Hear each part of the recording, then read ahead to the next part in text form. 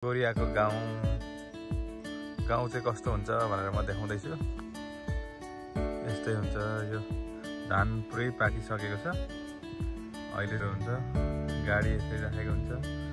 अनि यो देखाउँदै गरेको चाहिँ यो चाहिँ चियानहरू हो र त्यस्ताखेरि यस्तो देखियो कोरियाको गाउँ। आज म सबै देखाउँदैछु है त। गाउँमा यसरी पिच बनाइदिएको छ। कुनामा पिच बनाइदिएको छ। यो चाहिँ टनल हाउस बनाउनको लागि रेडी। यो हिउँ पर्दाखेरि यस्तो खालको प्लास्टिकको घर बनाउँछ, यस्तो खालको। अनि यो चाहिँ टनल प्लास्टिक लगाएपछि यो हिउँ पर्दा पनि यहाँभित्र खेती गर्न सक्यो ताक्रम मिलाएर। रुखहरू चाहिँ बेसी यो कोरियामा चाहिँ सल्लाह रोपेको हुन्छ है।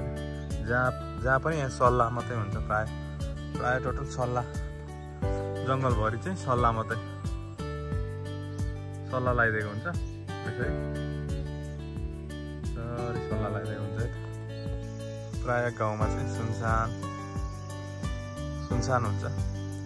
यहाँ चाहिँ बुढाबुढी मात्रै भेटिन्छन् प्राय।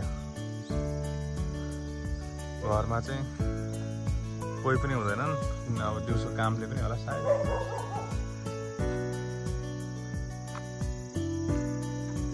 यो चाहिँ बन्दाकोपी जस्तै हुने। यो चाहिँ हेचु भन्छ, बन्दाकोपी जस्तै हुन्छ। यसको चाहिँ किम्ची अचार पनि बनिन्छ।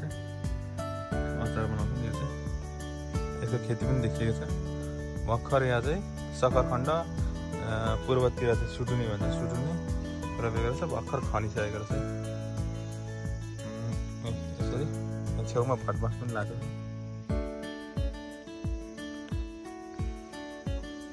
गाउँ चाहिँ एकदम सुनसान। यहाँ चाहिँ छोराहरू सबै ठुलो सहरतिर बस्ने हुनाले ठुलो सहरतिर बस्छन्। यहाँ चाहिँ बुढाबुढी मात्रै हुन्छन् है।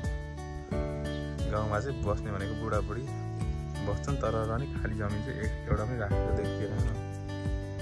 विदेशी खेताला अथवा कामदारहरू ल्याएर पनि यसरी काम गरेर यसरी जमिनहरू चाहिँ एउटा खाली नराखेर आँगनहरूदेखि लिएर सबैतिर यसरी रोप्छन्।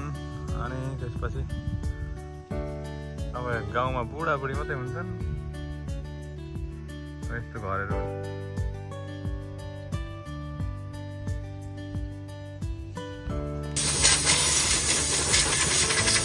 यो चाहिँ धान काट्ने मेसिन हो। यो चाहिँ धान काट्ने मेसिन सफा गरिराख्नु भएको छ। अगाडिको दाँतले चाहिँ मेसिनले काट्छ।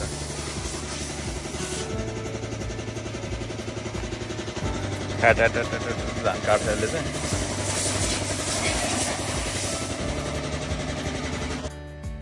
पुरा मूर्ति त हाम्रो त्यो काठमाडौँतिरकोमा देखिन्छ नि त्यस्तै पो देखिन्छ त।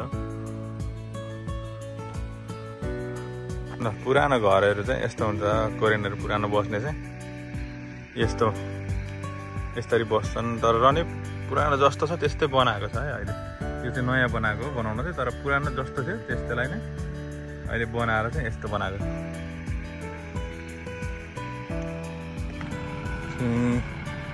कुकुमा सुटुनी खन्ने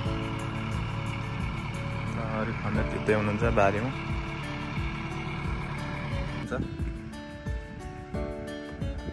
एकजना जोत्ने, अरू सबै टिप्ने। यस्तो व्यवस्थित खालको बनाइदिएको हुन्छ। सानो खोल्छु भए पनि पानी त धेरै छैन र नि अब यसरी बनाइदिएको हुन्छ गाउँमा। यसरी गरेपछि यो ट्र्याक्टर आउने जोत्दैछ धमालम। पानी पनि सङ्लो, गाउँको पानी सङ्लो राम्रो छ। 5 जना जस्तो चाहिँ टिप्ने, 1 जनालाई जोत्ने, अनि ट्र्याक्टरसँगले निकाल्ने। यो चाहिँ के भन्छ यसलाई? सकरखण्डा। पूर्वतिर सुटुनी भन्छन् भने यसलाई चाहिँ ऊ भन्छन्। अब यहाँनिर ट्र्याक्टरसँग यसो गर्नु धान पाकेर यति साह्रो पाक्छ। ल हेर्नु बालामा ठ्याक्क लागेको छ नि त। धान त कति हो कति धान काट्ने बेला ठिक्क भएको छ। यतापट्टि चाहिँ काटिसकेको रहेछ, धान यतापट्टि काटिसकेको छ। अब त्यहाँनिर बाँकी छ। यहाँ चाहिँ यो लाइन सुइँ बाँकी छ। यो चाहिँ अर्कैको पर्छ होला सायद। अब म धान काटेको पनि भरिसके देखाउँछु। त्यहाँ काट्दैछन् भने मेसिन त त्यहाँ रोकिराखेको छ। यहाँनिर मेसिन रोकिरहेको छ। त्यो काट्यो भने म तपाईँहरूलाई त्यहाँ गएर पनि देखाउँछु। हो भन्छु नेपालको स्वास्थ्य चौकी जस्तै गाउँमा चाहिँ यस्तो हुन्छ स्वास्थ्य चौकी। अनि यहाँ चाहिँ यसरी गाउँमै एक्सर्साइज गर्ने बुढाबुढीलाई एक्सर्साइज गर्ने ठाउँ बनाइदिएको हुन्छ। यसो बिहान बेलुका आएर एक्सर्साइज गर्छन्। अनि फेरि अब यताबाट अब गाडीहरू आयो, बसहरू आउँदाखेरि चाहिँ चढ्ने ठाउँ यही हो। यहाँ बस्ने अनि यहाँ चढ्ने। यहाँ बसेर चढ्नेपछि यहाँ उभिएपछि चाहिँ गाडी रोक्छ अनि त्यसपछि चढ्ने। गाउँको यस्तो हुन्छ। थोरै अलिकति बजार जाने बाटो। बजार चाहिँ यो बाटो हुँदै यो बाटोमा निस्केपछि जाइन्छ।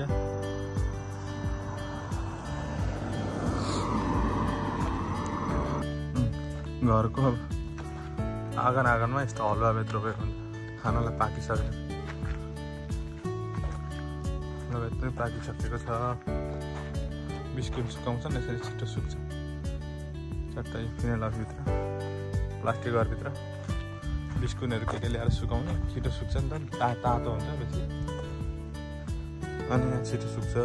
यो देखाइदिएको छ। यो चाहिँ सरुन्सा टेम्पल मन्दिर जाने बाटो चाहिँ यस्तो बनेको छ। अब हामी मन्दिरतर्फ बढ्दैछौँ।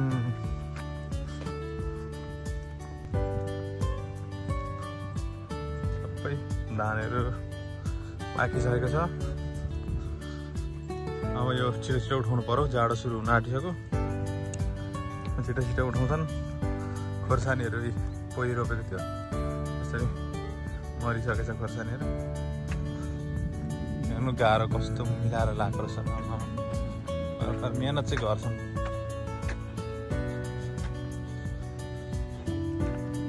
ट्याक्क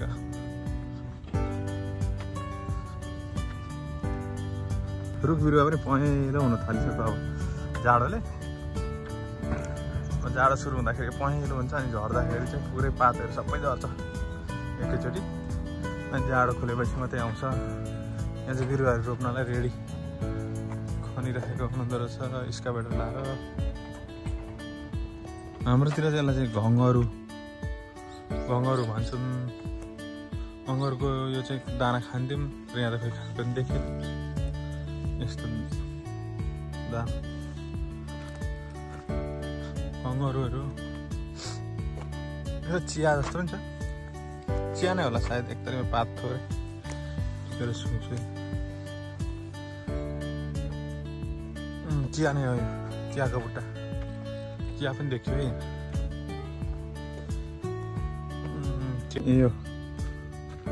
यो बोट चाहिँ पहिलोचोटि देख्दैछु। कोला केराको बोट। हाम्रोतिर चाहिँ कोला भन्छ, पश्चिमतिर चाहिँ केरा अरे। यो बोट पनि देख्यो कोरियामा आएर मैले पहिलोचोटि देखेँ। माथि घर पनि बाटो ट्याक्क लगेर यस्तो राम्रो घरहरू बनाउँछ।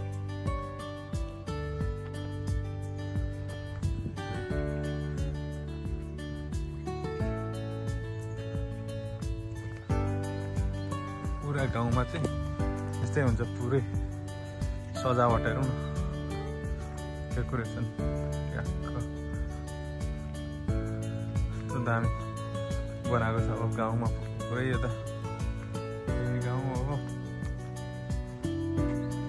एउटा फोहोरको टुक्रा भन्ने केही छैन, यस्तो सजाएको छ घरहरू। हुलाकबाट चिठी आए यहाँ आउँछ,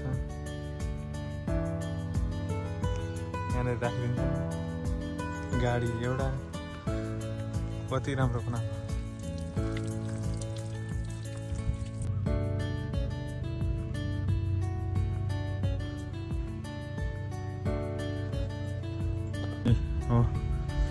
भत्किएको पिजियो चाहिँ बिग्रेको बाटो भए पनि बनाएको कति वर्ष भयो डरै छ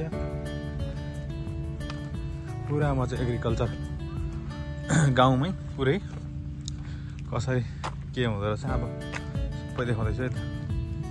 लु हेरौँ यसलाई चाहिँ पटट जोत्ने भन्दा डल्ला फोर्छ। सानो खालको ट्र्याक्टर रहेछ।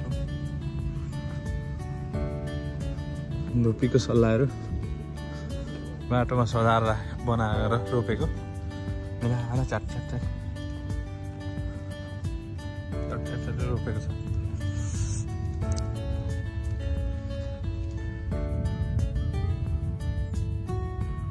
पुरा गाउँमा यस्तो छ।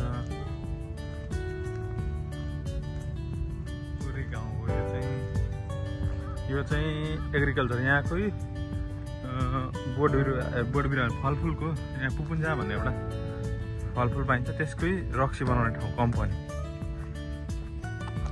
यो भवन चाहिँ एकचोटि आगो लागिरहेको थियो। म त्यतिखेर कामबाट ठ्याक्कै आएको थिएँ। यो कम्पनी यो चाहिँ आगो लागि भइरहेको थियो।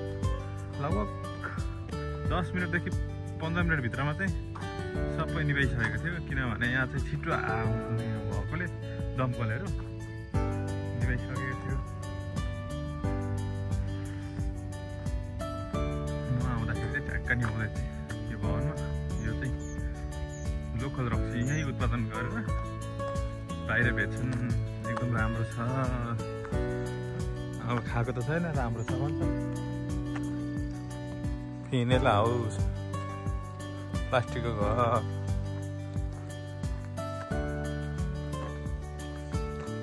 परसाउँछ। के रोपेको यो घाँस जस्तो। अब गाउँमा पनि व्यवस्थित बनाइदिएको छ फुल चाहिँ अग्लो।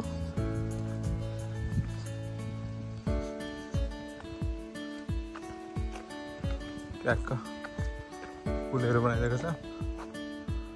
म चाहिँ गाउँको घर चाहिँ यस्तै हुन्छ है।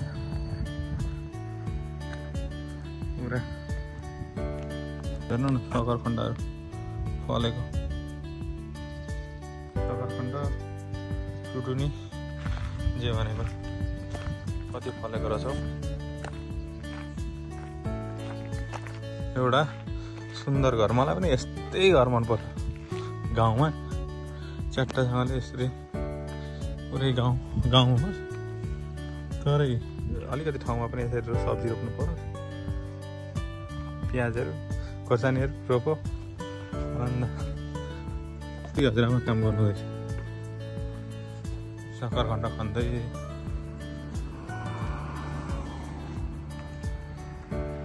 बिहानदेखि नै यसरी काम गर्नुहुँदैछ। सकरखण्ड कति निकालिसक्नु भएको छ। यो चाहिँ अब बजार जाने बाटो। यहाँको सानो सानो बजार चाहिँ 20 मिनटमा पुगिन्छ।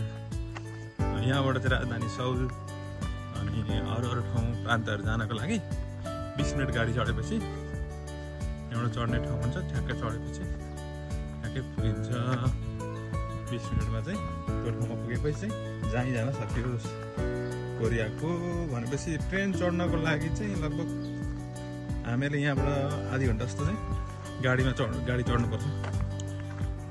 ट्रेनहरू चाहिँ सामान्य खोलालाई नै यस्तो बनाएको छ। पानी आउँदाखेरि यताबाट आउने हो। ठुलो पानी आउँदाखेरि यस्तै यही अरू माटोहरू पाउँछन् भने ढुङ्गा राखिदिएको छ। त्यस्तो ठुलो खोला त होइन। खोलालाई ठाउँ पनि निकै छोडिदिएको छ। बाटोदेखि निकै छोडिदिएको छ। पुरै सिमेन्ट लगाइदिएर बनाइदिएको छ। यसलाई चाहिँ कोरियामा खाम भन्छ। हलुवा बेत। नेपालमा चाहिँ हलुवा बेत, यहाँ चाहिँ खाम। कति फलेको आँगनमै अब यस्तो फलफुल छ भन्दै भिडियोलाई पनि यहीँ समाप्त गर्न चाहन्छु। यहाँसम्म हेरिदिनु भएकोमा धन्यवाद भन्दै म पनि बिदा हुन चाहन्छु। नमस्ते। तिमी नै त हौ साथी मेरो जिउने आधार। तिमी भन्दा टाढा छैन मेरो मायाको संसार नाइ नभन्नु